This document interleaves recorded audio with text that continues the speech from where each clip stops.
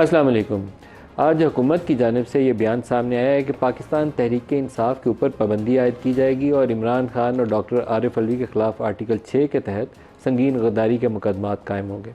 आम तौर पर सियासी मामलात के अंदर जब ये रविश इख्तियार की जाए तो दो तीन सूरत हाल हमारे सामने नज़र आती हैं कि या तो आपके मद्दे मुकाबले एक ऐसी पार्टी है जो दहशत गर्दी में मुलविस है, इंतहा पसंदी पे मुलविस है, कोई जैश है, कोई लश्कर है, कोई सिपाह है, वो जमात है जो मुल्क के अंदर बम धमाके कर रही है, सुसाइड अटैक कर रही है। तो उसके ऊपर तो आप इस तरह की बात करें कि हम उसको कालअदम करार देने लगे हैं, तो आम तौर पर पाकिस्तानी कौम हुकूमत से पहले मुतालबा करेगी कि ये जमातें वो हैं जो पाकिस्तानी कौम के बेटों को शहीद कर रही हैं, आप इसके ऊपर आगे चलिए। लेकिन एक सियासी जमात, एक दूसरी सियासी जमात, और दूसरी सियासी जमात भी वो जो लास्ट इलेक्शंस के अंदर बाकी सियासी जमातों से ज़्यादा वोट लेकर आई, ज़्यादा नशिस्तें जीत कर आई, उसके ऊपर जब ये बात करें तो सियासी दानिशमंदी का मुकम्मल तौर पर ये कहना चाहिए कि जब ख़ात्मा हो जाए ना तो फिर इस तरह की मूव की तवक्को की जा सकती है। सियासी ख़ुदकुशी के मुतरद्दिफ़ कह लीजिए इसको आसान लफ्ज़ों में। वो सियासी जमातें जो एक बड़ी सियासी जमात के ख़िलाफ़ ये कार्रवाई करने जाएंगी, वो एक गड्ढा खोद रही हैं जिस गड्ढे में उनका ख्याल यह है कि पीटीआई गिरेगी। लेकिन एज ए जर्नलिस्ट मैं आपको ये बता सकता हूँ कि पीटीआई तो जब उस गड्ढे में गिरेगी उससे पहले वो जमातें जो इस मूव को आगे बढ़ाएंगी वो उसके अंदर उससे पहले गिरेंगी फॉर श्योर। और ये इस गड्ढे में गिरने का सिलसिला जारी रहेगा क्योंकि ये रविश आम तौर पर सियासत के अंदर काबिल कबूल नहीं समझी जाती। माजी के अंदर पाकिस्तान में मिसालें मौजूद हैं। जब 71 के वाक़यात हमारे सामने नज़र आते हैं तो उस वक्त अवामी लीग को बैन कर दिया या ने, उनके जो कैंडिडेट्स जीते हुए थे उनमें से कईयों को नाअहल करार दे दिया और वहाँ पर मनपसंद लोगों की नॉमिनेशन कर दी। तो उसका अंजाम क्या हुआ हम भूल चुके हैं या याद है हमें? नेशनल अवामी पार्टी बैन कर दिया जुल्फ़िकार अली भुट्टो ने, नैब से एएनपी बन गई। फिर उसके बाद केपी के अंदर जिस तरह की आउटफिट्स बनी, ये लश्कर जैश सिपा 90 की दहाई के अंदर या जिहाद अफ़गानिस्तान के बाद जो कुछ हुआ वो भी हमें वाक़यात याद हैं कि हम भूल चुके हैं। अगर पीटीआई की सियासत काबिल कबूल नहीं है, और मेरे ख़्याल में उनकी सियासत के अंदर बहुत सारी ऐसी चीज़ें हैं जो काबिल कबूल नहीं है, मैं खुद उनका नाक़िद हूँ कि वो अपने सियासी मुखालफिन को गालियाँ निकालते हैं, ऐसे ऐसे अलकाबात से पुकारते हैं जो काबिल कबूल नहीं है। सियासत के अंदर कुछ रख रखाव होता है, मरवत होती है, उन्होंने उसका ख़ात्मा कर दिया। दूसरे को चोर डाकू से नीचे तो पुकारना पसंद ही नहीं ना करते। लेकिन इसकी जिन्हें तरबियत देने वाले थे, जिन्होंने नया पाकिस्तान का मॉडल क्रिएट किया था, जिन्होंने ये चोर डाकू की ललकार करार देकर नून लीग की मुंतखब हुकूमत को गिराया था और पीटीआई को इक़्तिदार दिलवाया था, अगर आर्टिकल 6 लगाना है तो क्यों नहीं उस सोच के ख़िलाफ़, उस इस्टेब्लिशमेंट के किरदारों के ख़िलाफ़ जिन्होंने ये पूरा सेटअप खड़ा किया था और उस सेटअप को गिरा के नून लीग को हुकूमत दिलवाई थी। Article 6 something very serious. हम इतने बेहुदा तरीके से ये बातें करते हैं कि बाज़ औक़ात उन चीज़ों की, उन आर्टिकल्स की जो कदर मंजिलत है ना, हम उसको गवा देते हैं।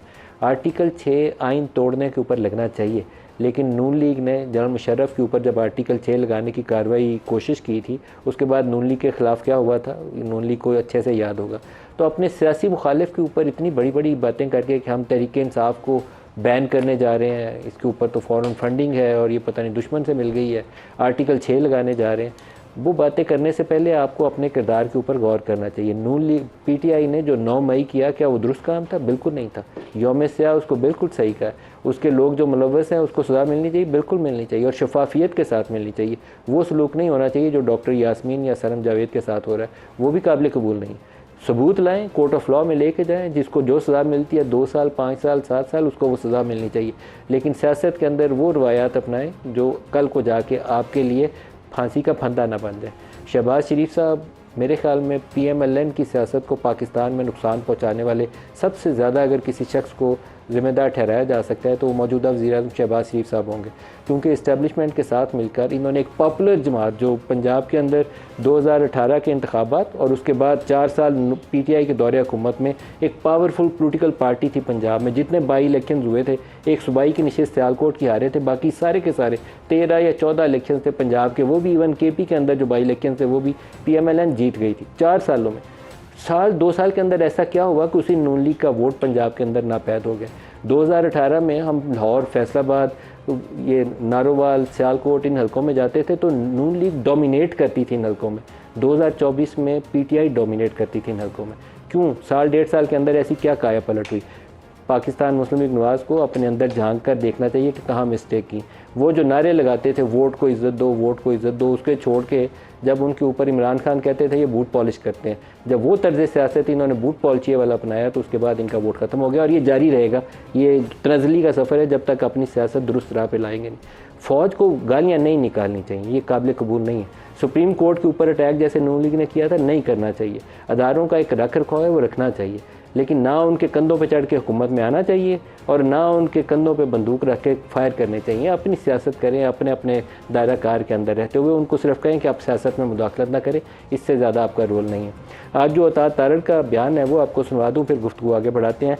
पाकिस्तान तहरीक इंसाफ के ऊपर बैन लगाने का इस मुल्क के साथ खिलवाड़, पाकिस्तान और तहरीक इंसाफ एक साथ नहीं चल सकती। मैं बिल्कुल आपको क्लियर करता हूं। फॉरेन फंडिंग एस्टैब्लिश, 9 मई के हमले एस्टैब्लिश, साइफर का केस एस्टैब्लिश, अमेरिका में रेजोल्यूशन एस्टैब्लिश। तो हुकूमत ने यह फैसला किया है, इन तमाम चीजों को देखते हुए, सबूतों को देखते हुए, वफाकी हुकूमत पीटीआई को बैन करने के लिए केस मूव करेगी। तहरीक इंसाफ पे पाबंदी लगाने जा रहे हैं। हम ये समझते हैं कि बहुत क्रेडिबल एविडेंस मौजूद है कि तहरीक इंसाफ पर पाबंदी लगाई जाए। असेंबली तोड़ना आइन की क्लियर खिलाफ वर्जी और आर्टिकल 6 लगता है इसके ऊपर। हुकूमत ने यह फैसला किया है कि तब के सदर आरिफ अलवी, तब के वजीर आजम इमरान नियाजी और तब के डिप्टी स्पीकर कासिम सूरी के खिलाफ रेफरेंस मूव किया जाए। ये भी काबीना से मंजूरी के बाद सुप्रीम कोर्ट को भिजवाया जाएगा। तीनों अशखास के खिलाफ प्रोसीडिंग्स चलाएंगे। कुछ मखसूस लॉबियां वहां मौजूद हैं बैरून मुल्क, पाकिस्तान के खिलाफ साजिश में मसरूफ अमल हैं। हुकूमत ने उनके खिलाफ तादीबी कार्रवाई करने का फैसला किया। पासपोर्ट ब्लॉक करने पड़े, ID कार्ड ब्लॉक करने पड़े, ये तमाम इकदाम उठाए जाएंगे। ये गद्दारी के मुर्तकिब जो पाकिस्तान से बाहर बैठकर पाकिस्तान को तोड़ने के ख्वाब देखते हैं।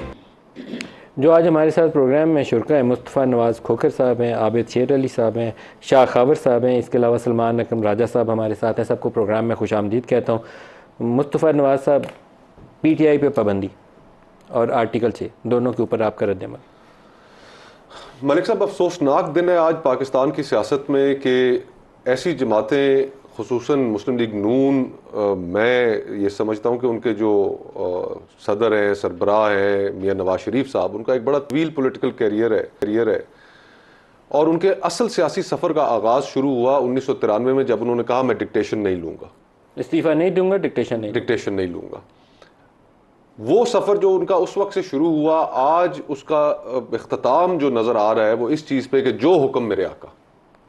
एक सियासी जमात को ये कतन ज़ेब नहीं देता कि जो इतने तल्ख तजर्बात से गुजरी हो, जिसने सब कुछ खुद भी फेस किया हो, आज वो गुलामी का गले में तौक पहने ये कहे कि सियासी जमात जो है एक और, उसको हम बैन करने जा रहे हैं। इस मुल्क में जिस चीज़ को बैन करने की ज़रूरत है वो सियासत के अंदर मुदाखलत है।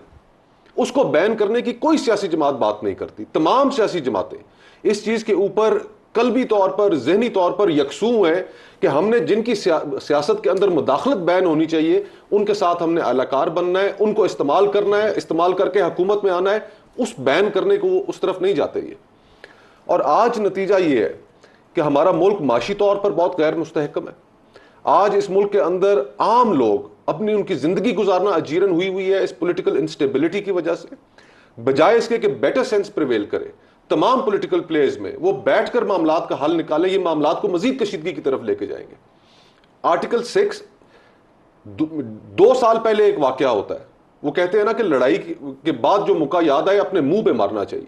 2 साल बाद आप उठकर कहते हैं कि तहरीके अदम एतमाद के वक्त जो किरदार था सूरी साहब का, आरिफ अलवी साहब का, हम आर्टिकल 6 के मुकदमात इनके ऊपर चलाएंगे। 2 साल गुजर चुके, आपकी बीच में हुकूमत भी रही 16 महीने, उस वक्त आपको ख्याल नहीं आया। आज ये जो गुफ्तगू कर रहे हैं इसका मकसद सिर्फ और सिर्फ ये है कि पाकिस्तान के अंदर इंतशार को मजीद फैलाया जाए। वैसे उसकी रेजोल्यूशन फवाद चौधरी ने मूव की थी, उसका नाम नहीं लिया उन्होंने। जी हाँ, वो एक उन्होंने आर्टिकल 5 की एक अजीब सी ओबीडियंस टू द स्टेट वाली शिक को इन्वोक करके अजीब सी गुफ्तगू की। आबिद शेर अली साहब से पूछा। आबिद शेर अली साहब, आप सियासी मैदान के अंदर सोचते हैं कि एक ऐसी सियासी जमात जो आपसे ज़्यादा नशिस्तें जीती थी 8 फरवरी को, उसको आप बैन कर दें? आप गवर्नमेंट है इस वक्त। देखिए मलिक साहब, मैंने भी अभी अता तारड़ साहब का बयान सुना, अगर आपने गौर से सुना हो, उन्होंने कहा जी कि हम सुप्रीम कोर्ट के अंदर रेफरेंस फाइल करेंगे। उसका तरीका यही है, पहले कैबिनेट अप्रूव करती है। अच्छा देखिए, हुकूमत को कोई इख्तियार नहीं होता कि किसी पॉलिटिकल पार्टी पर बैन लगाए, लेकिन जनरल मुशर्रफ ने के बाद उस वक्त MQM के ऊपर बैन लगा। उस वक्त ये तमाम कोई पॉलिटिकल पार्टी बशमूल PTI के किसी ने उफ तक नहीं किया। नवाज शरीफ साहब ने लंदन से प्रेस कॉन्फ्रेंस की, उन्होंने कहा जी कि ये एकदम गलत है और अल्ताफ़ हुसैन की पार्टी को पार्टिसिपेट करना चाहिए। ये तमाम प्लेयर उसी वक्त थे।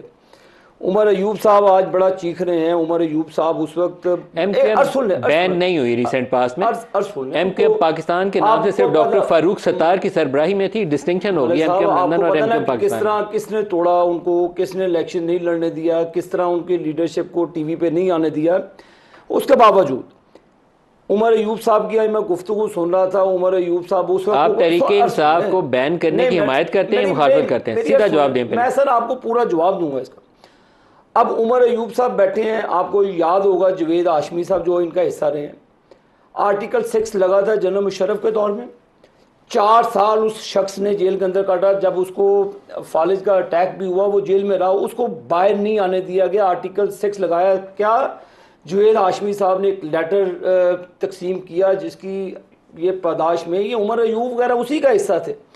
मलिक साहब हम किसी पॉलिटिकल पार्टी के बैन के हक में नहीं है, लेकिन आपकी पार्टी ने कहा है कि हम बैन लगाएं। सुने, फॉरेन फंडिंग का केस हुकूमत के सामने नहीं है, उसका फैसला इलेक्शन कमीशन करेगा। आप तहरीके इंसाफ के बैन की हिमायत करते हैं? सर देखें, सीधा जवाब दें। आप पीटीआई को बैन करने की हिमायत करते हैं कि नहीं करते? मैं किसी पॉलिटिकल पार्टी के बैन के हक में नहीं हूँ। आप लगाएंगे? मेरा ये जवाब है कि ये उन्होंने कहा कि रेफरेंस फाइल करेंगे, तरीका यही है। नहीं कोई ये तफसील की बात है। लेकिन किसी पॉलिटिकल शाह खबर साहब से पूछते हैं। शाह खबर साहब, ये आमतौर पर पाकिस्तान में अवामी लीग की मैंने मिसाल दी, फिर नैब की मिसाल दी, ये कोई अच्छी मिसालें नहीं है हमारी तारीख के अंदर।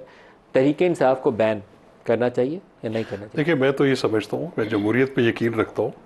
पॉलिटिकल पार्टीज़ को एक दूसरे का पॉलिटिकल फील्ड में मुकाबला करना चाहिए, किसी को टेक्निकल बुनियादों पे नॉकआउट नहीं करना चाहिए।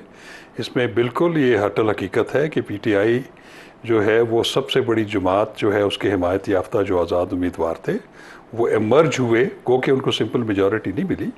तो मैंडेट को तस्लीम करना और उसकी अहमियत को जो तस्लीम करना, ये मैं समझता हूँ बहुत ज़रूरी है। ये जमहूरियत की रूह है। लेकिन एक चीज़ मैं आपको बताऊँ कि ये जो पॉलिटिकल पार्टीज़ को बैन करने वाली प्रोविजन ज़रूर मौजूद हैं। वो अलग बात है कि उसके स्टैंडर्ड्स बहुत हाई है उसको प्रूव करने के लिए। लेकिन एक चीज़ मैं वाज़ेह करता हूँ, जो एक मिक्स कंसेप्शन फैल रहा है, जो कि डिस्कशन हो रही है, वो ये हो रही है कि फेडरल गवर्नमेंट के पास ये इख्तियार नहीं है। बहुत ही एक्सट्रीम स्टेप के बाद ये है, वो ये है कि सेक्शन 17(2) जो है आईन पाकिस्तान की, वो ये कहती है कि जब फेडरल गवर्नमेंट मुतमईन हो कि कोई पॉलिटिकल पार्टी पाकिस्तान की सिक्योरिटी और इंटेग्रिटी के अगेंस्ट काम कर रही है, तो वो एक डिक्लेरेशन इशू करके उसको बैन कर सकती है, एक नोटिफिकेशन इशू कर सकती है। लेकिन उसके लिए लाजम है कि वो 15 दिन के अंदर अंदर उसका एक रेफरेंस सुप्रीम कोर्ट में, और सुप्रीम कोर्ट उसको देखेगी कि क्या जो मवाद जो नोटिफिकेशन है उसमें सफिशेंट कॉज मौजूद है या नहीं है। अगर वो उसको रिजेक्ट कर दे तो वो डिफीट हो जाएगी, और अगर वो उसको अपहोल्ड करे तो उसके बहुत ज़्यादा कॉन्सिक्वेंसेस हैं। फिर वो दफ़ा 213 के तहत वो पॉलिटिकल पार्टी जो है वो न सिर्फ बैन होती है, बल्कि उसके जितने अरकान असम्बली हैं, चाहे कौमी असम्बली है, सेनेट है, सूबाई असम्बली है, इवन लोकल बॉडीज़ के, वो तमाम रिमेनिंग टर्म के लिए डिस्क्वालीफाई हो जाते हैं। ठीक है। अब बात यह है कि एक चीज़ मुझे तहरीके इंसाफ को बैन होना चाहिए। मैं तो पहले कह दिया कि देखें, ये जब फॉरेन फंडिंग का केस हुआ था, तहरीके इंसाफ को बैन होना चाहिए। मैं कहता हूँ कि किसी भी पॉलिटिकल पार्टी को बैन नहीं करना चाहिए। सियासी मैदान में सियासी मुकाबला करें। एक चीज़ जो सलमान अकरम राजा साहब, हमने आपसे पिछले हफ्ते भी डिस्कस की थी, अज़मा बीबी भी साथ थी, उस वक्त लगता था कि शायद ये अभी क्या सराई है, लेकिन ये क्या सराई नहीं थी, इसकी तैयारी थी और आज उसकी बाकायदा अनाउंसमेंट हो गई। अब इसके ऊपर आपका रद्दमल और स्ट्रेटजी और हिकमत अमली क्या होगी? देखिए, एक बचकाना सी हरकत है। मुझे तो ये सोचकर अफसोस होता है कि हमारा मुल्क किस सतह के लोगों के इस वक्त कब्ज़े में है। कौन ये मंसूबा साज हैं जो बैठकर ये सोचते हैं? ये बिल्कुल मुझे लगता है कोई खिलंडरे से बच्चे सड़क से उठकर अंदर आते हैं और सोचते हैं ये हम कर दें। इसमें ना फरासत है, ना इसमें कोई तारीख़ का इदराक है, ना इसमें कोई मुस्तकबिल की समझ है, ना हाल के हवाले से ये सोचते हैं कि इस मुल्क में अफरा तफरी फैलाकर लोगों को मायूस करके हम इस मुल्क के लिए क्या हासिल करेंगे। तो मुझे तो अफसोस होता है। देखिए, इससे कुछ नहीं होगा, कोई बैन नहीं कर सकता PTI को, कोई अदालत ये नहीं करेगी। बैन एक मजाका खेज बात है। नेशनल अवामी पार्टी को बैन किया था 1975 में, पीपल्स पार्टी की गवर्नमेंट ने रेफरेंस की और उस वक्त के सुप्रीम कोर्ट ने इंतहाई एक अफसोसनाक फैसले में उस बैन को अपहोल्ड किया। उसका नतीजा क्या हुआ? देखिए, दो नताइज हुए। एक तो ये कि अवामी नेशनल पार्टी बन गई। बहुत से लोग जो नेशनल अवामी पार्टी के थे उन्होंने नई जमात अगले दिन खड़ी कर दी अवामी नेशनल पार्टी के नाम से, लेकिन वो मुकम्मल तौर पे उसका नेमुल बदल नहीं थी नेशनल अवामी पार्टी का। बहुत से लोग जो नेशनल अवामी पार्टी के साथ थे वो अवामी नेशनल पार्टी में नहीं आए, वो तितर बितर हो गए। सियासत में एक खला पैदा हुआ। उस खला को फिर उन लोगों ने पुर किया जिनके खून आशाम जो हरबे हैं उनसे हम आज तक हम खौफजदा भी हैं और परेशान भी हैं। तो मुल्क में आप जब एक वैक्यूम, एक खला पैदा करते हैं तो उस खला को कौन पुर करेगा ये आपके इख्तियार में नहीं होता। PTI इस वक्त मुल्क की सबसे बड़ी जमात है। मुल्क का जो यूथ है, जो तबका है 25 से आप कह लीजिए 40 साल तक की उम्र का, उसमें एक बहुत ही बड़ी तादाद इस जमात के साथ मुंसलिक है। आइंदा के बारे में जो लोग ख्वाब देखते हैं, जो उम्मीदें रखते हैं, वो इस जमात से मुंसलिक हैं। अगर आप ऐसा करते हैं तो आप उन तमाम लोगों को मुतनफ़र करते हैं रियासत से। और देखिए, PTI कोई लिसानी जमात नहीं है, इसकी सियासत लिसानियत पर मबनी नहीं है, ये सूबाई जमात नहीं है, ये किसी फ़िरके से मुंसलिक जमात नहीं है। ये पाकिस्तानियत का जो हमारा एक राइज तसव्वुर है, ऐन उसके वस्त में खड़ी हुई एक जमात है। ये हर तरह से पाकिस्तान के तमाम उन नज़रियात को उजागर भी करती है, उनको आगे लेकर भी चलती है जिनको हम समझते हैं कि पाकिस्तानियत का वो एक अहम तरीन जुज़्व हैं। नज़रिया पाकिस्तान आप कह लें, मैं वो लफ्ज़ इस्तेमाल नहीं करना चाहता था। ऐसी जमात को अगर आप कहते हैं, जबकि वो पार्लिमान में भी सबसे बड़ी जमात हो, वो माशरे में भी सबसे बड़ी जमात हो, कोई इंतहाई बेवकूफ़ शख्स ये सोच सकता है कि ऐसी जमात को वो बैन करेगा और मुल्क जो है वो चलना शुरू हो जाएगा तरक्की और फलाह की राह पे। तो इस वक्त ज़रूरत ये है कि इस बैन से ज़्यादा हम उन लोगों की फ़िक्र करें जिन्होंने ये सोचा कि वो ऐसा कर सकते हैं। सुप्रीम कोर्ट में इनको हजीमत के सिवा कुछ नहीं मिलेगा, मैं आपको यकीन दिलाता हूँ। लेकिन ये सोचने वाले जो लोग हैं असल में इस मुल्क के वो दुश्मन या नादान दोस्त हैं जिनसे हमें छुटकारा हासिल करना हो। क्या PMLN खुद ये सोच रही है? ये एक सवाल है जो मेरे जहन में आता है। क्या नवाज शरीफ ये सोच रहा होगा कि PTI को बैन कर दूं ताकि उसकी पार्टी के लिए खुला मैदान हो जाए? तो मेरा जवाब तो नहीं में आता है। नवाज शरीफ कम अज़ कम, अगर वो सियासतदान ही वही है सियासतदान जो पिछले 15-20 साल इस्टेब्लिशमेंट से उसकी हर दूसरे साल लड़ाई होती थी, तो फिर तो उसके दिमाग में ये सोच नहीं आनी चाहिए। शहबाज शरीफ का एक छोटा सा बयान है जो FB उन्होंने दिया, लेकिन गलत जगह पे वो बयान आया, लेकिन उसकी रिफ्लेक्शन पॉलिटिकल थी, जिसमें वो कहते हैं कि कोई दबाव नहीं लूँगा, इस्तीफ़ा दे दूँगा। ज़रा सुन लिए, फिर मैं आगे इसके ऊपर गुफ्तगू बढ़ाता हूँ। I will quit, but I will not come under any pressure. This you must know loud and clear, and I want to make it loud and clear. I will quit, but I will not come under any pressure. This you must know loud and clear, and I want to make it loud and clear. Mustafa साहब, बाज़ औक़ात मुझे लगता है कि PMLN वो बेचारे फंस गए हुए हैं। अब भाग भी नहीं सकते, क्योंकि पहले भागने की हुकूमत साजी के वक्त कोशिश की थी तो वो लियाकत साहब जो थे कमिश्नर रावलपिंडी, उन्होंने प्रेस कॉन्फ्रेंस कर दी तो रात के 12 बजे जरदारी साहब और शहबाज साहब ने बैठ के इत्तेहाद बना लिया। अब दोबारा इन्होंने इस्तीफ़े की बात की है तो उससे कोई बड़ी चीज़ आ जाएगी। दे आर प्रॉबेबली हेल्पलेस इस वजह से कि जब आप कॉम्प्रोमाइज़ कर लेते हैं मलिक साहब, कॉम्प्रोमाइज का मदर ऑफ ऑल कॉम्प्रोमाइज कि आप कॉम्प्रोमाइज भी एक छोटा लफ्ज नजर आता है, तो उसके बाद फिर आपके पास वो गुंजाइश नहीं रह जाती। जब आप कोई फायदा हासिल कर लेते हैं और गैर कानूनी गैर आईनी फायदा हासिल करते हैं, और इससे बड़ा फायदा क्या होगा कि अवामी मैंडेट के अगेंस्ट फॉर्म 47 आपको हाथ में पकड़ा कर असेंबलियों के अंदर पहुंचा दिया जाए तो फिर आप बात नहीं कर सकते। फिर आप पाकिस्तान के मफाद की भी जो बात हो तो आप आगे खड़े नहीं हो सकते और ये नहीं कह सकते कि जनाब ये काम हम बतौर सियासतदान भी नहीं इसलिए करेंगे कि ये मुल्क के मफाद में नहीं है, इससे मुल्क के अंदर इंतशार फैलेगा। एक जब पूरी वफाकी जमात को जब आप बैन करने की जानिब चल पड़ेंगे तो क्या आपका क्या ख्याल है कि इस मुल्क के अंदर ये सब कुछ बहुत आराम से हो जाएगा? क्या इसके ऊपर इदारे रिएक्ट नहीं करेंगे, जुडिशरी रिएक्ट नहीं करेगी? वही जुडिशरी के जिसने आज से चंद दिन पहले उन्होंने PTI को बतौर सियासी जमात सुप्रीम कोर्ट के 11 जजेस ने उसको तस्लीम किया, तमाम जजेस ने उसको तस्लीम किया। आप जो उस फैसले के अंदर 8 जज तो एक तरफ जो बाकी जज थे, क्या उन्होंने पीटीआई की हैसियत को तस्लीम नहीं जो किया? सीटों का हक था वो 11 जजेस ने तस्लीम किया। जी हाँ, और एक बड़ी तादाद सुप्रीम कोर्ट की ये तस्लीम कर रही है उनकी सियासी जमात की हैसियत, और आप उसके 2 दिन बाद उनको जवाब देने के लिए आप खड़े होकर कहते हैं कि हम उसी जमात को बैन करने के लिए चले।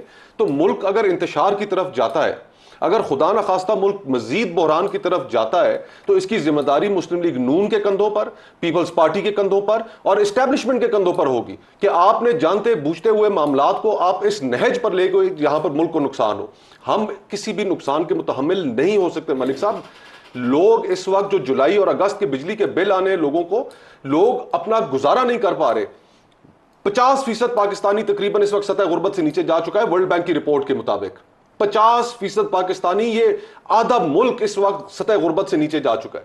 और उस मुल्क के अंदर जहां पर माशी हालात इतने कठिन हो चुके हो, लोग अपना किचन ना चला सक रहे हो, लोग अपने मुस्तकबिल के हवाले से परेशान हो, मुल्क छोड़कर जा रहे हो, वहां पर आप फिर एक नया फसाद खड़ा कर देते। और ये फसाद है संगीन नोयत का। सियासी पार्टी का पीटीआई है। जस्टिस मंसूर अली शाह जब वो एक ऑर्डर पढ़ के सुना रहे थे तो इन्होंने अभी तज़किरा किया कि जजों ने क्या कहा, तो जस्टिस मंसूर की ज़ुबानी सुन ले कि कोर्ट जिसके पास आर्टिकल 5 लगा और जस्टिस बुंदियाल ने उसको स्ट्राइक डाउन करके असम्बलियाँ बहाल की, उन्होंने आर्टिकल 6 लगाने का जिक्र नहीं वहाँ कहीं किया। उसी सुप्रीम कोर्ट से बैठे हुए जजों ने पीटीआई को एक सियासी जमात के तौर पर तस्लीम किया और कहा कि सीटें भी उन्हें की हैं। सुनिए जस्टिस मंसूर ने क्या कहा।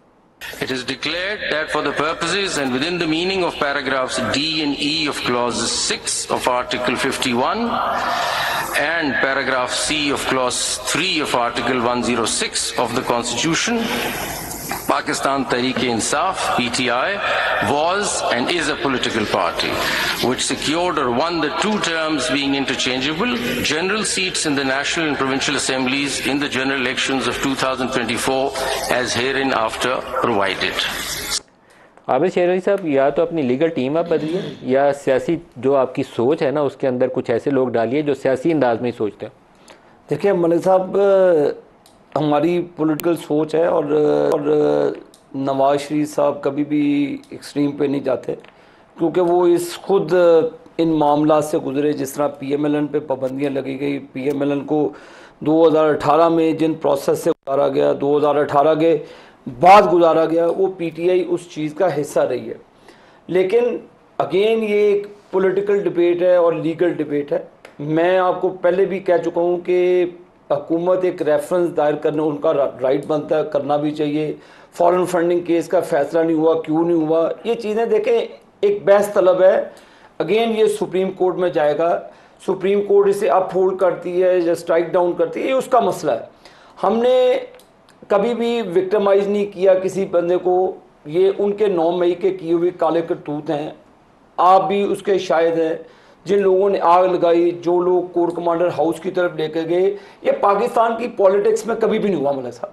आपको ये किसने इख्तियार दिया, आपको किसने सोच दी कि अगर आप वजीर आज़म हैं तो सब कुछ ठीक है? अगर आपके कहने पर जनरल फैज़ हमीद को चीफ ऑफ आर्मी स्टाफ नहीं बनाया जाता, वही लोग आपको जहाज़ों में भर कर लाकर प्लेट में हुकूमत देते हैं, तो उस वक्त अमेरिका का दबाव नहीं होता। अब जब आपको गिराया जाता है, आप कहते हैं जी अमेरिका ने गिरा दिया, जब बनाया था वो किसने बनाया था? और जब आप इक्तदार के नशे में थे, आप इक्तदार के नशे में आपने हर वो अमल। इमरान की हुकूमत किसने बनवाई थी? ये जनरल फैज़ हमीद ने। तो जनरल फैज़ हमीद के ऊपर फिर आप आर्टिकल 6 क्यों नहीं लगाए? देखें ये अदालतें और सारा निजाम नहीं, आपकी हुकूमत ने मूव करना है ना आर्टिकल 6 के दौर, जनरल मुशर्रफ के अगेंस्ट किया नहीं था, वो आपने सजा भी भुगत ली भुगती, लेकिन किया नवाज शरीफ के। अब आपने आर्टिकल 6 लगाना है तो उनके खिलाफ लगाएं जिन्होंने आपकी हुकूमत गिराई। शरीफ साहब ने जो बलोचिस्तान में आपकी हुकूमत किसने गिराई थी? मलिक साहब, बलोचिस्तान में आपकी हुकूमत किसने गिराई थी? फैज़ हमीद ने। आपके शेर का निशान सेनेट इलेक्शन में किसने छीना था? और जजेस ने। वो जो उनके खिलाफ आर्टिकल 6 कैसे कह सकते हैं आप कैसे इसको एग्जाम्पशन दे सकते हैं? लगाए ना आर्टिकल 6 फिर उन जजों के खिलाफ जनरल फैज़। बाबा डैम का क्या नाम था जरा? साकिब निसार पर, उसको कैसे छोड़ दें? ये सारे उस वक्त लगाए ना जी आर्टिकल 6 लगाए। कौन बैठा हुआ था उस वक्त जब नवाज शरीफ को तकरीर तक बैन की उन्होंने? खोकर साहब, नवाज शरीफ को टीवी पे दिखाना बंद किया आपने, इमरान को बैन कर दिया आपने भी वही काम किया। मैं तब भी कहता था गलत है, आप भी कहता हूं। इन्होंने तो सहाफियों के ऊपर गोलियां चलाई। अब सारा आलम को भूल गए आप। अफ्तार आलम को राज चलते उसने गोलियां मारी और ये हंसते थे। फवाद चौधरी साहब सारे आके टीवी पर ऐसे सीना तान के बात करते थे। मुझे हमारे हुकूमत में इस तरह की फस्तायत नहीं है। जिसने अफ्तार आलम को गोली मारी आपने उसको पकड़ लिया? और आप बताएं किसने मारी? आप जिसके मारी पकड़े हैं? दौर में सहाफियों को गोली मारी गई, सहाफियों को मारा गया। अफ्तार आलम को जिसने गोली मारी आप उसको क्यों नहीं पकड़े? मुल्क आइन के मुताबिक शाह खबर साहब ब्रेक ले लें, ब्रेक से वापसी भी आपसे जवाब लेता हूं। आइन के मुताबिक चलना चाहिए, ख्वाहिशात के ऊपर फैसले अदालतों में भी आप भी चल रहे इस वक्त। आप ये सियासी सोच की मुजाहरा नहीं कर रहे। मैं बिल्कुल ब्रेक ले लें, ब्रेक ले लें, हमारे साथ रहिएगा।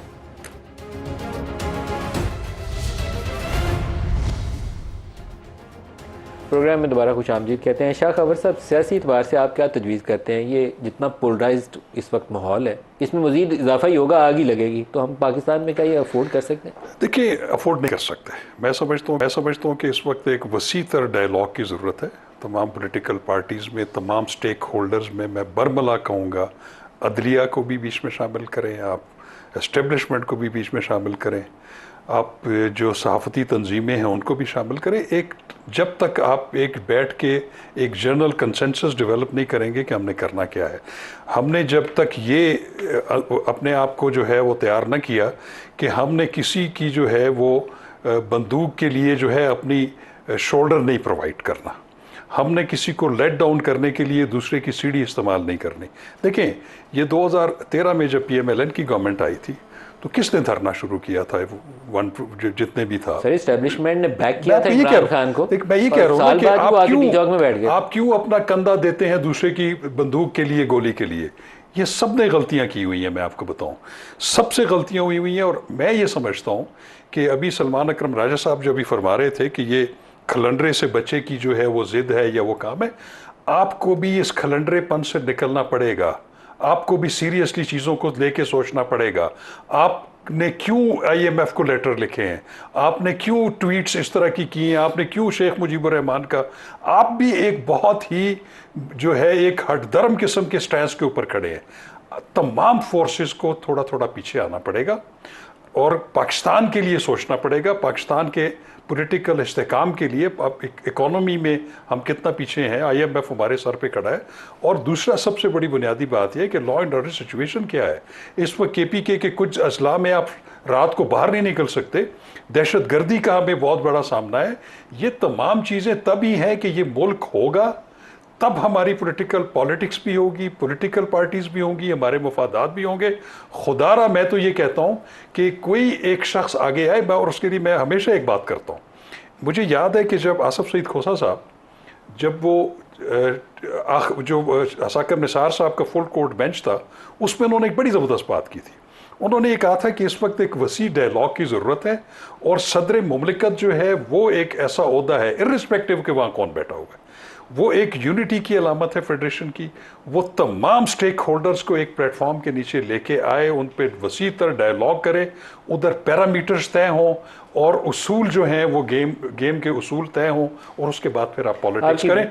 इसके अलावा कोई हल नहीं है। सलमान अकरम राजा साहब, जो PTI का ऑफिशियल अकाउंट है, आज जनरल आसिम मुनीर का बाकायदा नाम और तस्वीर छाप के उन्होंने जो नुकात नीचे लिखे हैं, आपकी सियासी सोच के मुताबिक उसमें से बहुत सारी बातें सही होंगी, लेकिन दैट ऑल्सो शोज़ कि हम फ़ौज और एक बड़ी सियासी जमात जिसको 3 करोड़ लोगों ने वोट दिए हैं, सामने आमने एक दूसरे की तरफ बंदूकें ताने खड़े हुए देखते हैं।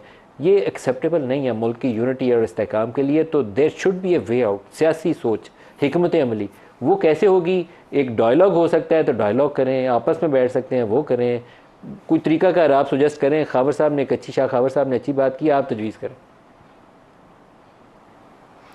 देखिए, बिल्कुल एक तरीक़ाकार हो सकता है, लेकिन हमें हकीकत को पहले मानना होगा ना। हकीकत जो है वो यही है कि हमारे से इलेक्शन जो छीना गया, जो एक शबखून हुआ, वो कोई सियासी जमातों ने नहीं किया। देखिए, इस बात में किसी को कोई इबाहम नहीं होना चाहिए। हमारा जो गिला है, जो हमारी शिकायत है, वो इदारों से है, इलेक्शन कमीशन से है। आप जानते हैं क्या हुआ उस रात, हम सब वहाँ मौजूद थे। तो एक कौम की राय पे आप जब डाका डालते हैं, उसकी आवाज़ को सल्ब करते हैं, तो नताइज के लिए आपको तैयार रहना होगा। ये नहीं हो सकता कि कोई छींटा आप पर ना पड़े जब इतनी बड़ी एक कार्रवाई के आप मुर्तकिब हो जाएं।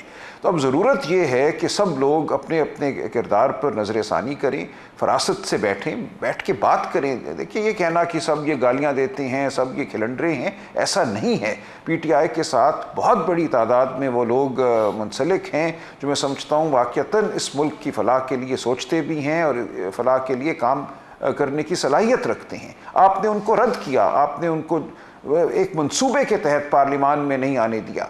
तो ये सब कुछ एक सोच की अक्कासी करती है ये सूरत हाल, कि आपने किसको चाहा कि वो सियासत में आगे बढ़े, किसको आपने चाहा वो ना बढ़े। तो ये सब तो बहुत सालों से आपकी एक प्लानिंग है जो चल रही है, उसका समर आज आपको नज़र आता है। अगर वाक़तन आप पाकिस्तान के साथ मुखलिस हैं और वाक़तन अगर आप कोई सोच रखते हैं जिसमें गहराई है, गिराई है, तो आप आइए, बैठिए, हमारे साथ बात कीजिए। आप अपने ओहदे और अपने रैंक को ज़रा एक लम्हे के लिए भूल जाइए और एक इंसान के तौर पे आप आके बात कीजिए, बात सुनिए, फिर हम आगे बढ़ेंगे। अगर आप ये समझेंगे कि सलमान अकरम राजा साहब हाथ में है, 2018 में आप जैसे इलेक्शन जीते थे उसमें कोई शक्को शुबे की गुंजाइश नहीं है कि आप लोग कैसे इलेक्शन जीते थे। आप 2024 में फरवरी में जैसे इलेक्शन हारे उसमें भी कोई शक नहीं है।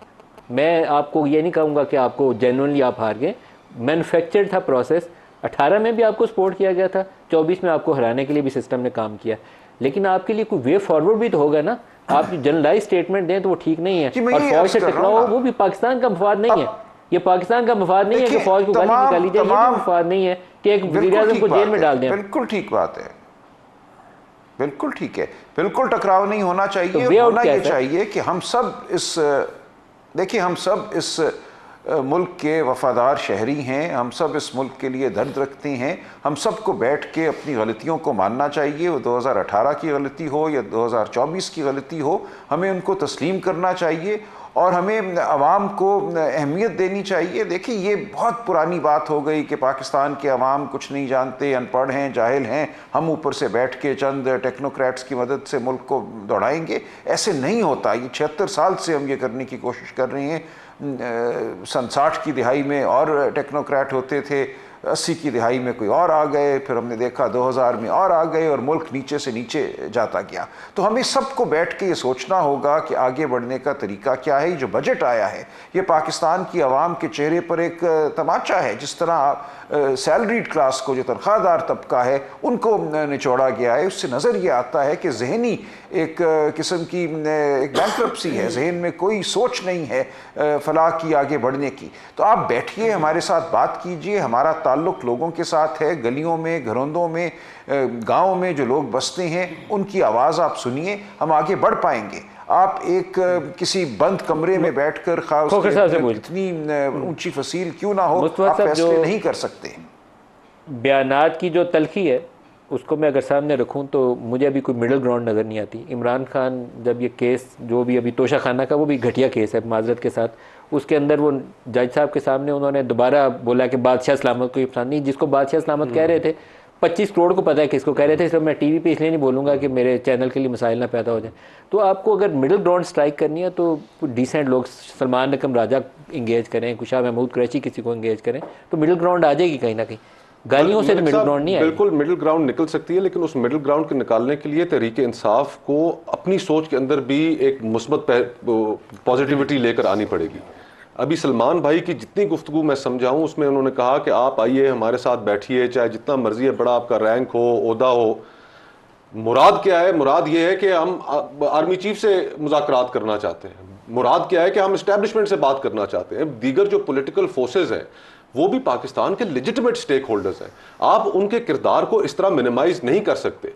जब आपने सवाल पूछा तो शुरू में उन्होंने कहा कि जी बिल्कुल हमने ये अपने अकाउंट से ट्वीट किया, हम ये बिल्कुल हमारा दावा है कि जो हमारे इलेक्शन के ऊपर शब खून मारा गया वो इदारों की जानिब से मारा गया। तो जब जिन्होंने आपके मैंडेट के ऊपर शब खून मारा तो फिर घूम फिर कर आप कहते हैं कि हमने बात भी आप ही से करनी है। आप बाकी पॉलिटिकल फोर्सेस के साथ बैठने के लिए तैयार नहीं है। इसमें बाकी सियासी जमातों का भी नहीं, कसूर है कि बिल्कुल जहां ध्यान है, पर पॉलिटिकल विक्टिमाइजेशन हो रही हो, जहां पर ऑपोजिशन लीडर के घर पर छापे पड़ रहे हो, तो वहां पर आप वो माहौल ही नहीं क्रिएट कर रहे कि जिसके अंदर गुफ्तगू हो सके। लेकिन तहरीक इंसाफ को ये बात भी अपनी क्लैरिटी के साथ करनी होगी कि जी हम पॉलिटिकल फोर्सेस को रिकग्नाइज करते हैं, भले हमारे उनसे सियासी इख्तलाफात हैं, लेकिन वो इस मुल्क के लेजिटिमेट स्टेक होल्डर्स हैं और हम उनके साथ बैठने के लिए तैयार हैं at the exclusion of establishment. अगर हमने वापस दोबारा, ये आपकी जमात ये बात नहीं कहती, आपकी जमात की ऑफिशियल स्टैंस ये है कि हम नहीं बिल्कुल है, देखिए पीपल्स पार्टी और एमक्यूएम से बात नहीं करेंगे, ये आपकी ऑफिशियल पोजीशन है। नहीं देखें ये एक तोहमत है। जब नून लीग का इरादा ये हो कि हमें वो नापैद करना चाहती है, बैन करना चाहती है, तो उनसे क्या बात हो। देखिए बात तो हो रही है, असेंबली में हम मौजूद हैं, हम कमिटीज़ में मौजूद हैं, ऑल पार्टीज कॉन्फ्रेंस का आपकी जमात की ये ऑफिशियल पोजीशन है। आपके तर्जमान ने भी और इमरान खान ने भी कहा 3 जमातों से बात नहीं होगी। वो ठीक है, वो ठीक है, लेकिन देखें उनसे बात तब होगी जब वो मौजू जो है उसको डिफाइन करें, वो माने कि हमने जमहूरी अमल को आगे बढ़ाना है, जो जमहूरी अमल पे शब खून हुआ उसकी बात हमने करनी है, हम किसी शफाफियत की तरफ जाना चाहते हैं। अगर वो ये बात करना चाहते हैं कि मट्टी पाओ, बस आ जाओ, लॉयल अपोजिशन बन जाओ, अब हम आगे बढ़ते हैं, जो हुआ सो हो गया, वो बात नहीं हो सकती। हम ये कह रहे हैं कि जो 8 फरवरी 9 फरवरी को हुआ उसके जो मुस्तफ़ीद लोग हैं वो पहले माने कि उस दिन कुछ गलती हुई, अब हम उस गलती को ठीक करना चाहते हैं, तो फिर बिल्कुल बात होगी। लेकिन वो अगर ये कहते हैं कि हम मुश्तमिल अब अदालतें बनाएंगे, ये हुकूमत को आगाज करना चाहिए, पहला कदम आपको लेना चाहिए। जी सलमान रकन राजा साहब समझदार आदमी है, ये पनामा केस में पेश भी होते रहे, इनको पता है कि हमारे साथ क्या हुआ है और इनको एक एक चीज़ इनके नज़र से गुजरी है। और ये जो बयानात देते थे, क्या मैंने इनको कहा था कि 2000 जब इमरान खान पे वोट ऑफ नो कॉन्फिडेंस आया, क्या मैंने इनको कहा था कि जी रिज़ाइन कर दे, असेंबली से निकल दे? इनको नहीं पता था कि जी इलेक्शन जो गवर्नमेंट्स बनेंगी वो लीडर ऑफ द अपोजिशन और हुकूमत की मुशावरत से बनेगी, इनको नहीं पता था। मैंने इनको कहा था पंजाब हुकूमत छोड़ दे, मैंने इनको कहा था कि सियासत से किनारा कशी कर ले, खुद ये खुदकुश बम्बार्डमेंट है, खुद अपने पाँव पे कुल्हाड़ियाँ मारी हुई इन्होंने। क्या मैंने कहा था कि 9 मई का वाक़या कर दे? क्या मैंने कहा था कि ये इमरान खान ट्वीट कर दे अपने ऑफिशियल अकाउंट में, बाद में मुकर जाते हैं? मलिक साहब देखें, हर ये चीज़ ख़राब करते हैं, बाद में मुकर जाते हैं। सलमान अकरम राजा साहब को मैंने कहा है कि आप पार्लियामान के अंदर बैठे हैं, इलेक्शन रूल्स बनाए, जो भी बनाए, पार्लियामान, दुनिया में पार्लियामान के अंदर बातें, बाहर तो आप गाली गलौज करनी है, वो तो आप पहले भी कर रहे हैं, उसके लिए फिर सारे तैयार हैं, ना मैं मानूं ना मैं मानूं। अगर आप सियासी बात करते हैं, अगर आप जमहूरी सोच रखते हैं, जमहूरियत की खूबसूरती पे पार्लियामेंट के फ्लोर के ऊपर है। आप जब इक़्तिदार में थे, आपकी आंखों में काली पट्टी बंदी थी, आपका एक ही मिशन था कि जी नवाज शरीफ को किसी तरीके से मिनिमाइज कर दें, मरियम नवाज को हथकड़ी लगा दें। सलमान राजा साहब, उस वक्त आपकी सोच बड़ी पॉजिटिव होती थी, जो आपके बयान आते थे, आप उसको भी ज़रा दोहराएं कि आप माजी में क्या स्टेटमेंटें देते रहे। आपने जुल्म किया, जाते हैं आप अमेरिका में, मलिक साहब 1 मिनट दे दें, बड़ी देर बाद बारी आई है, अमेरिका में जाते यूएनओ में खिताब करने, वहाँ पे कहते जी कि नवाज शरीफ के AC उतरवा दें। नवाज शरीफ को देखें, आपकी सोच का महवर ही नवाज शरीफ है, मूंछों से पकड़ के एक को जेल में डाल दूं, जेल में डाल दें, आप हीरोइन के केस डाल दें, आप हमें अपनी जो मेरी अपनी एहलिया का जनाजा भी नहीं पढ़ सका, आपने क्या क्या जुल्म नहीं किया हमारे ऊपर, ये काम हमने अभी आप पे नहीं किए। बात ये है कि पाकिस्तान की गरीब आवाम गुर्बत की लकीर के नीचे चले गई है, वो आपकी तरफ भी देख रही है, हुकूमत की भी तरफ देख रही है। ना फिर रहेगे बांस तो ना बजेगी बांसुरी। बेहतर है कि पार्लियामेंट के फ्लोर पे कौम को एक होप दें, उम्मीद दें कौम को, कौमी मफादात में पाकिस्तान के। शाह खबर साहब, अभी इन्होंने एक जुमला बोला, ना रहेगा बांस ना बजेगी बांसुरी। बहुत से लोगों को ये खदशा है बाकायदा कि ये वाली सूरत हाल ना पैदा हो जाए, कि कुछ और ही हो जाए, ये बिसात ही ना लपेटी जाए। इन्होंने खुद अपने जुमले में उसका इस्तेमाल कर दिया। नदीम साहब, मैं तो कहता हूँ बांस भी रहे और बांसुरी भी कायम रहे। देखिए मैं आपको बताऊँ, लेकिन ऐसा अंदेशा मौजूद है। मैं आपको बात बताऊँ, चलें यहाँ पे एक कंसेंसस तो डेवलप हुआ, सलमान अकरम राजा साहब भी और आबिद शेर अली साहब भी, हम तो ऑब्जर्वर्स हैं, कि मैं ये समझता हूँ कि PMLN और उनके इत्तेहादी जो पार्लियामेंट में हैं, वो सुप्रीम कोर्ट के फैसला जिस पे मुझे भी तहफ़्फ़ुज़ात हैं, लेकिन मैं ये ज़ाती तौर पे समझता हूँ कि वो जो आज़ाद उम्मीदवार जीते थे वो PTI के ही थे। आई हैव ग्रेट रिजर्वेशंस, उसकी ज्यूरिस्प्रूडेंस पे मुझे एतराज़ है। हुकूमती इत्तेहाद ये कहे कि ठीक है हम सबको मानने के लिए तैयार हैं कि वो PTI की पार्लिमानी पार्टी बन जाए और वो अपना एक रोल अदा करें। दूसरी तरफ सलमान राजा साहब ये कहें कि हम एक नया मिसाक जमहूरियत करना चाहते हैं। मैं समझता हूँ कि ये तमाम मसाइल, ये बैनिंग ऑफ पॉलिटिकल पार्टी, ये आर्टिकल 6 और ये सारी चीज़ें झाग की तरह नीचे बैठ जाएंगी।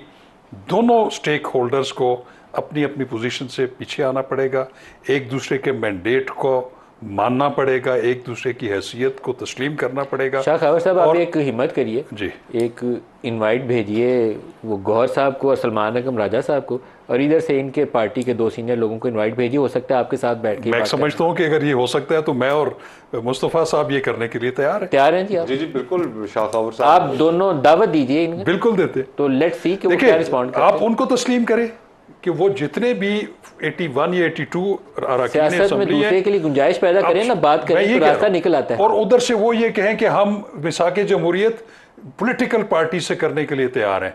ये मसाइल का हल है। अब बताइए सलमान अकरम राजा साहब, इज इट डूएबल? सलमान अकरम राजा साहब, नदीम मलिक साहब, बिल्कुल ये ठीक सोच है। देखिए ये फैसला कर लेना PMLN वाले कि वो हमें ख़त्म करना चाहते हैं या हमसे डायलॉग करना चाहते हैं। वो चाहते हैं हम पार्लिमान में रोल अदा करें या वो चाहते हैं कि हमें जेलों में डालें और हम पर संगीन गद्दारी के मुकदमे बनाएं।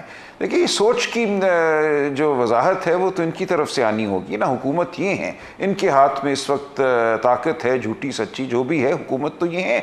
उसके बाद मैं समझता हूँ होना ये चाहिए कि हम बैठकर आइंदा का लाएअमल बनाएं, जिसका हदफ पहला जो है वो होना चाहिए एक शफाफ इलेक्शन। इसमें हम इदारों को भी रजामंद करें कि खुदा के लिए ये रविश अब छोड़ दो, इलेक्शन में जो मस्बत नताइज की कोशिश है वो कोशिश तर्क करो, अवाम का जो फैसला है उसको कबूल करो, और उसके बाद जो हुकूमत बनती है वो कौमी फलाह के लिए काम करे, एक दूसरे के वजूद को माने। जब सही मैंडेट हर एक के हाथ में होगा, हमें पता हो कि इनकी सीटें कितनी हैं, दर हकीकत हमारी सीटें कितनी हैं, तो हर एक अपने अपने मैंडेट के मुताबिक अपनी अपनी जगह काम करेगा। जब आप एक कजी पैदा कर देते हैं, इलेक्शन पर हमला करके एक झूठ की सियासत कायम कर देते हैं, एक फरेब की हुकूमत कायम कर देते हैं, तो पूरा निज़ाम अबतर हो जाता है, फिर गुफ्तगू भी मुख्तलिफ हो जाती है, लहजे बदल जाते हैं। तो सही तो राजा साहब आपस में बैठेंगे तो शायद इस मसले का हल निकल आए। आप बैठ के आपस में एक दूसरे के सामने तो इसका हल निकल आएगा। एक बात करने की इजाज़त है? जी जी पूछिए आप। ये सलमान अकरम राजा साहब, आपने 2018 में हमारा मैंडेट चोरी किया, हुकूमत जमहूरियत पर शब खून मारा, हमारी लीडरशिप को बाहर रखा, आप धांधली की पैदावार थे, धांधली के जरिए आए। उसके बावजूद as a leader of the opposition Shahbaz Sharif साहब ने on the floor of the house कहा कि आप एक चार्टर ऑफ इकॉनमी बनाए, हम हुकूमत का साथ देंगे। इमरान ने कहा, उस पे बिलावल साहब ने भी ये कहा, उस पे इमरान टेररिज्म वाले इशू पे बिलावल ने कहा कदम बढ़ाओ, इमरान खान तुम्हारे साथ है। ये पहले इमरान खान से बात कर लें क्योंकि वो उसने मुकर जाना है। सलमान अकरम राजा साहब को आगे लगाएंगे, बाद में मुकर जाएगा जी मैंने तो इनको कहा ही नहीं।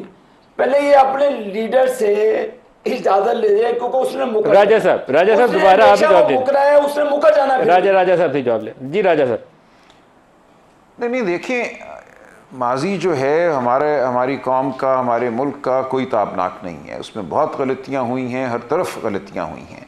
तो हमें आज फैसला करना है कि इन गलतियों के नतीजे में जिस खाई में हम गिर चुके हैं, हमने उसी खाई में मज़ीद खोदना है, अपने आप को मज़ीद हमने दफनाना है या अब हमने उठना है। तो हमें फ़ैसला करना होगा कि अब हमने एक शफाफ निज़ाम कायम करना है और आगे बढ़ना है। मेरी नज़र में ये पहला मामला है जिस पे हमें गुफ्तगू करनी है। क्या इमरान खान इंडोर्स करेंगे PMLN से बातचीत के अमल को? बिल्कुल करेंगे। देखिए ये तो हम बिल्कुल हमारा तो बड़ी खुशाइंद बात है ये। अच्छा चलाएं, बड़ी खबर चलाएं आप। गुफ्तगू हुई है कि अगर हम शफाफ सियासत की जाने बढ़ सकते हैं, शफाफ इंतखाबात की जाने बढ़ सकते हैं, तो मुझे पूरा यकीन है कि हर सतह पे डायलॉग मुमकिन है और कोई भी उस डायलॉग से इनकार नहीं करेगा। हमें शफाफियत की तरफ बढ़ना है। उसकी गारंटी कौन देगा? उसकी गारंटी वही इदारा दे सकता है। मेरे ख्याल में आप और शाह खबर साहब, जैसे वो अमेरिका में नहीं वो लेजिस्लेशन होती है, वो कैरी लूगर लॉ बन जाता है, तो आप शाह खबर और मुस्तफ़ा नवाज खोखर एक फोरम बनाए और उसमें इनको बिठाएं साथ। कोई और मुझे फोरम नजर नहीं आता। बिल्कुल इतनी पोलराइजेशन बढ़ चुकी है मलिक साहब, इतनी नफरतें बढ़ चुकी हैं कि हमारे माशरे के अंदर से वो इम्पार्शल लोग ही ख़त्म हो गए हैं कि जिनके साथ बैठ के या कोई सैनिटी की बात कर सके। अब उसके अंदर जो बुनियादी किरदार है, उसके लिए माहौल जब आपने क्रिएट करना है तो उसमें हुकूमत को भी बड़ा दिल दिखाना पड़ेगा। फिर ये नहीं हो सकता कि आज एक तरफ हेडलाइन लगी हो कि अपोजिशन लीडर के घर पे छापा, पॉलिटिकल वर्कर्स जो हैं उनकी विक्टिमाइजेशन जारी हो, कोर्ट्स के ऑर्डर्स को आप फ्लाउट कर रहे हो, तो इनको भी एक अच्छी इन्वायरमेंट क्रिएट करने के लिए एक हुकूमतें बड़ा दिल दिखाया करती हैं। और फिर जाहिर बात है तहरीक इंसाफ उसको अपने रवश के ऊपर भी गौर करना होगा कि अगर हमने वाकई मुल्क को क्राइसिस से निकालना है तो फिर हमें अपनी जो ईगोज हैं उनको सैक्रिफाइस करना पड़ेगा। और हमें जो बुनियादी बात इस मुल्क में तय करने की जरूरत है, सियासत में पॉलिटिकल पार्टीज का अलग अलग वजूद होना, एक दूसरे की पॉलिसीज की मुखालफत करना, ये तो चलता है, लेकिन जिस बुनियादी चीज पर तमाम पॉलिटिकल फोर्सेस को इकट्ठे होने की जरूरत है कि हम ये बुनियादी तजाद तय करें कि ये मुल्क चलाना किसका काम है। अब मुल्क चल नहीं रहा है, अब मुल्क चल नहीं रहा। ये 25 करोड़ शाह खबर साहब, अगर हमने इसको ऐसे ही छोड़ दिया ना, तो मैं सर आपकी शाह खबर साहब से सुन लूँ फिर आपकी तरफ आता हूँ। जिस तरह पाकिस्तान नीचे जा रहा है ना, और लोगों की ज़िंदगियों में जितनी मुश्किल है, वो टाइम दूर नहीं है कि कोई एक सियासी जमात भी और कोई एक इदारा भी अपनी वो जो वैल्यू है ना लोगों की नज़रों में वो कायम नहीं रख सके। बिल्कुल खो देगा। देखिए, मुझे पंजाबी का एक शेर याद आ रहा है कि लाली अखियां दी दस दिए, रोए तुसी भी हो रोए असी भी हाँ। तो आप इकट्ठे बैठ जाएं, आप अपने आप को पहले अपने पैरामीटर्स तय कर लें, rule of the game set कर लें कि हम किसी भी तीसरी कुव्वत को जो है अपने मामलात में नहीं दखल अंदाजी करने देंगे और ना हम किसी के उसमें बहकावे में आएंगे। मेरी तजवीज़ को संजीदगी से लीजिए। मेरे ख्याल में बाज़ औक़ात वो ऐसे लोग नवाबजादा नसरुल्लाह जैसे तो अब है नहीं, किसी को इनिशिएटिव लेना पड़ता है। TORs बना के PTI को और नून लीग और पीपल्स पार्टी के कुछ चीदा लोगों को, 7-8 लोगों को इनवाइट करिए और इनको बिठाइए। बिल्कुल कर लेते, बिल्कुल कर लेते। पाकिस्तान के लिए रास्ता निकलेगा, लेकिन आप दोनों हजरात इस पे इनिशिएटिव बिल्कुल ठीक बात है, इस पे हम बिल्कुल। ये खोखर साहब होस्ट करेंगे, आप इसके TORs ड्राफ्ट बिल्कुल कर लेते। राजा साहब, आप क्या ऐड करना चाहते हैं? जी बिल्कुल, मैं तायद करता हूँ। देखें, इस वक्त सूरत हाल ये है कि जो हमारा इंतखाब का अमल है उस पर से एतमाद मुकम्मल तौर पे उठ चुका है। अब तो सियासत ये रही नहीं कि अवाम की खिदमत करोगे तो इंतखाब जीतोगे। अब तो ये है कि उस रात कौन क्या करेगा, किसके हक़ में फॉर्म 47 बनेगा, वो जीत जाएगा। लिहाजा किसी जमात को भी अब अवाम से ताल्लुक़ रखने की ज़रूरत नहीं है, अवाम की सियासत करने की ज़रूरत नहीं है, सिर्फ़ उसको इदारों की सियासत करने की ज़रूरत है। तो जब तक ये रविश ख़त्म नहीं होगी, इस मुल्क की कोई खिदमत नहीं करेगा, लोग अपनी अपनी खिदमत करेंगे, ये देखते रहेंगे किस चोर दरवाजे से मैं हुकूमत में आ सकता हूँ तो मैं आ जाऊँ। ये मुल्क के लिए तबाही का बायस है ये अमल, इसको हमें रोकना होगा। शाह खावर साहब, मुस्तफ़ा खोखर साहब ज़रूर इस पे कदम उठाएं। बाकी भी जो साहिब सोच रखने वाले लोग हैं माशरे में, आप हैं, कदम उठाएं। आप देखेंगे आपको लाखों लोग मिलेंगे जो इस बात की तायद करेंगे और तकाजा करेंगे कि इस मुल्क को अब आज़ाद कर दो, इसकी सियासत को आज़ाद कर दो, इसकी सोच को आज़ाद कर दो।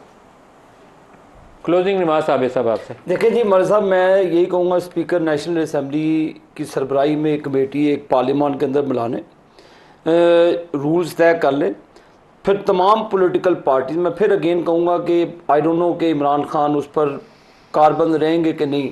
हम आपको कहते इंश्योर करते हैं कि स्पीकर साहब की सरबराही में कमेटी बनाकर TOR सेट कर लें, मुल्क को आगे चलाएं, ताकि पाकिस्तान के लोगों में जो इंस्टेबिलिटी है उसका भाम ख़त्म हो और पाकिस्तान आगे चले। पाकिस्तान तब उसी वक्त आगे चलेगा कि अगर तमाम पॉलिटिकल फोर्सेस जो पार्लियामान के अंदर मौजूद हैं बैठकर वो बातचीत करें और मुल्क को आगे लेकर जाए। मेरे ख्याल में शाह खावर और मुस्तफ़ा साहब अगर ये कुछ लोगों को मिला के PTI और PMLN के ये तरीकाकार तय कर दें कि पार्लियामेंट्री कमेटी का क्या स्ट्रक्चर होगा, तो यहीं से वे फॉरवर्ड भी मिल सकता है।